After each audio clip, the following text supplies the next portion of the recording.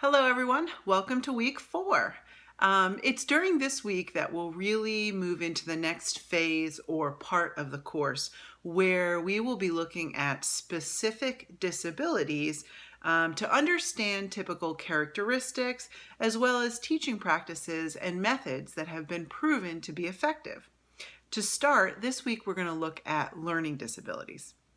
You'll notice as we begin to explore each disability each week that we'll always start with the IDEA definition.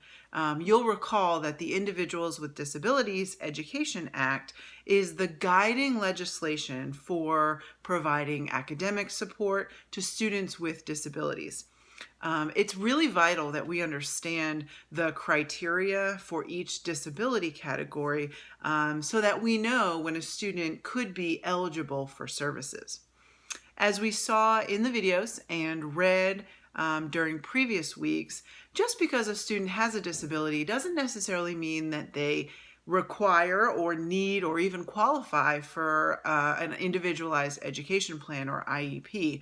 In order to qualify, a student's disability must have an adverse educational impact. So they've got to first have the disability, and secondarily, it's got to have a negative impact on their educational performance. To help us come to our understanding of learning disabilities, we've got some really dynamic resources ready for you this week. We'll use our text as well as an article, and both of those will provide some really specific strategies. We'll also use a resource from PBS, Public Broadcasting Service, called Misunderstood Minds. And it's actually created, this online piece that we're going to use is actually created as a supplementary resource to a documentary series that you may or may not have seen. These resources are actually going to give you the opportunity to see what it feels like to be in the student's shoes, a student with a learning disability, and experience a math and reading classroom.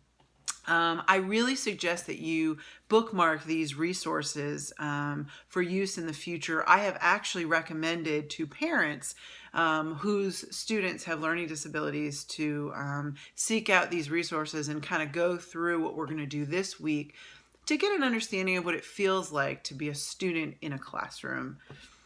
This week, also in the content, you're going to get a preview of the adult case study assignment. So you'll see the assignment description, a rubric, and also some resources for you to utilize. If this is your first go at academic writing, or when you previously were in school, MLA ruled the world, I'm going to suggest that you give yourself some extra time to become familiar with APA writing format. I've provided a sample as well as a link to an online resource, and then you'll also see access to the VCU Writing Center. So as you review those resources, really think about what the activity and the assignment is asking you to do, and use that rubric that's provided as a real guide to check your work before you submit. That's actually the tool that I'll use for scoring. As you're writing, one last suggestion.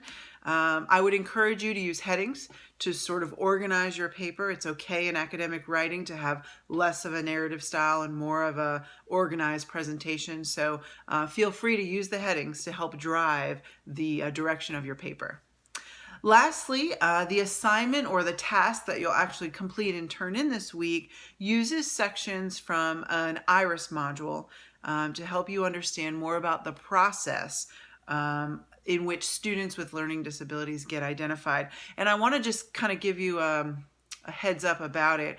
This activity is really meant to serve as an introduction to educational assessment. So we're just sort of getting our feet wet now. And so please know that later on in your trajectory in the assessments course, you'll really dive in to learn more about the types of assessments that are utilized during this eligibility process. All right, so I hope you have a great week. For those of you that have a plan to begin your interviews this week, I really hope that you enjoy the process and the time that you are about to spend with that adult. I hope that it provides that valuable perspective that we're looking for. Thanks for watching.